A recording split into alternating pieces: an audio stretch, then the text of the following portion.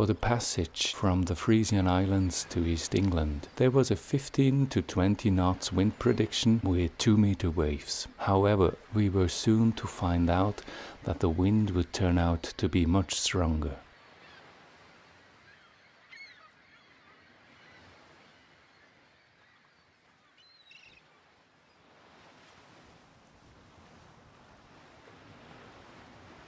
We started the passage from Den Helder and passed the Schulpengat using its strong ebb current.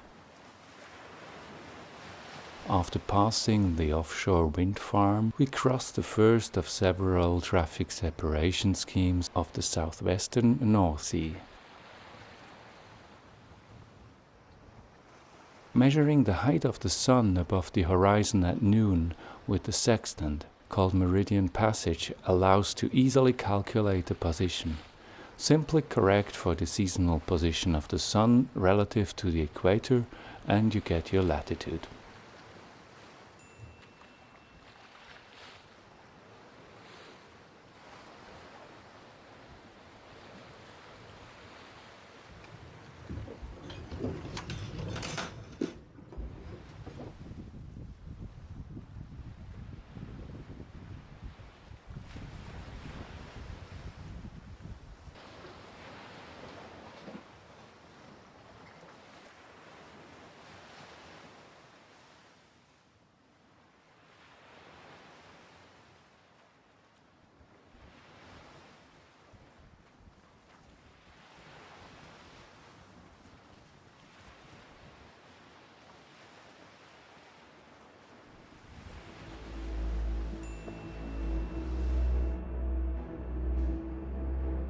Under a reefed Yankee sail, we were running downwind, rolling in the waves. The northeasterly wind picked up in the evening. It reached a constant 30 to 35 knots during the night, with gusts to 8 Beaufort. Sealakant, a Hutting 40, is a heavy full keeler and steadily sailed through the waves.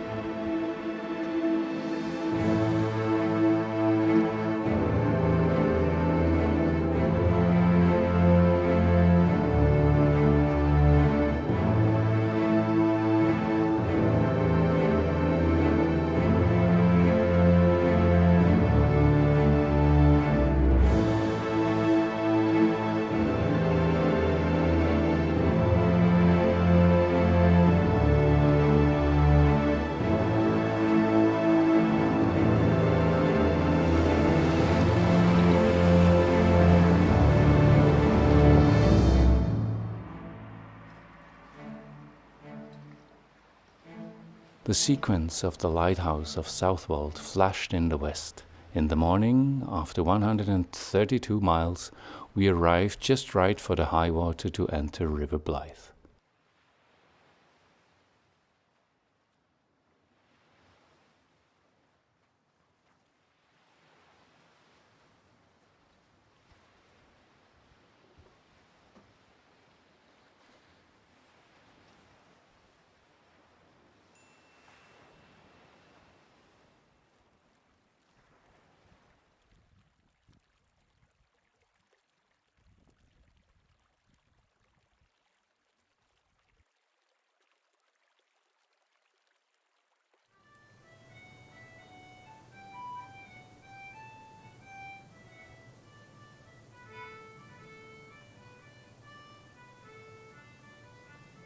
Centuries ago, there were prosperous ports at the estuaries of England's low-lying east coast. Erosion has washed away many of these towns. Nowadays, the rivers flow through remote landscapes with picturesque villages and rolling hills and form a beautiful, if notorious, cruising ground for sailors.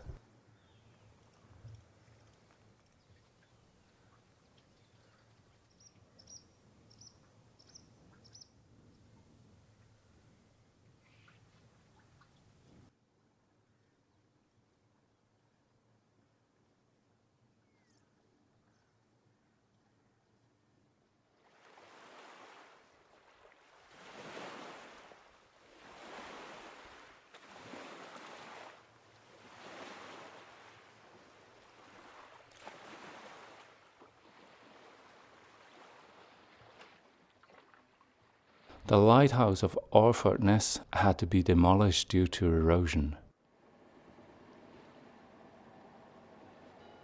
After rounding Orfordness, we entered River Orr.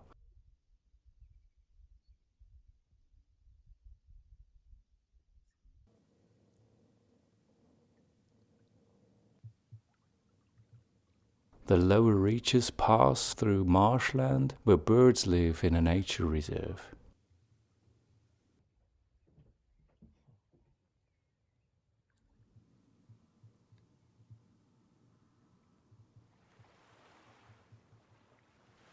In the 16th century, the river formed a port for ships fighting the Spanish Armada.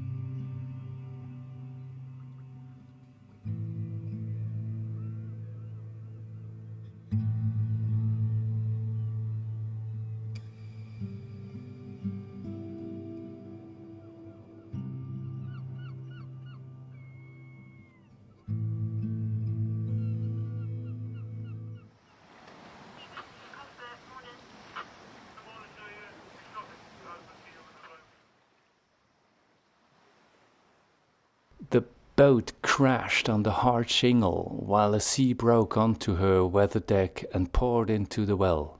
The furious tide swirled around her, pressing her harder on the dreaded bank. That's how Maurice Griffith describes his experience with the bar of River Deben in his book The Magic of the Swatchways in 1932. When we lay snugly on my moorings, I wanted to do it again, to go and explore other rivers and estuaries.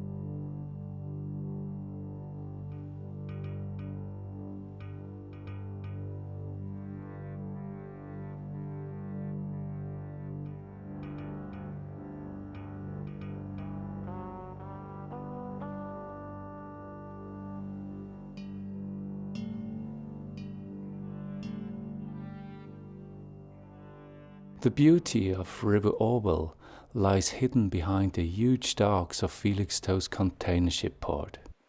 On a walk along the wide and shallow river, The occasional barge sailing up the river reminds of the centuries of trade via this route.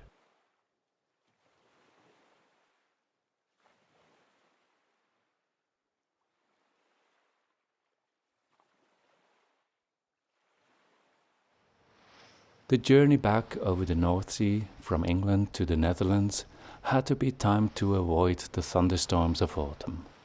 A useful tool is the Cape Index, indicating the potential energy of air to ascend through the atmosphere and form cumulonimbus clouds. This time, the wind prediction of 25 knots at the start in Harwich turned out to be right, decreasing steadily over the night.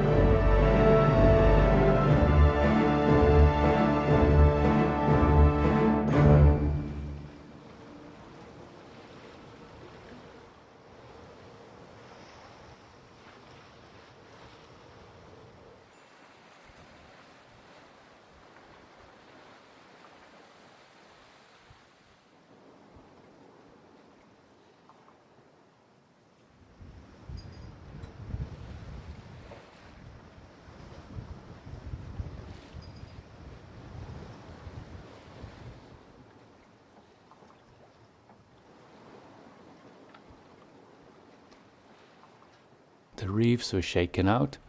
Passing IJmuiden and the Noordzeekanaal, we arrived in Amsterdam.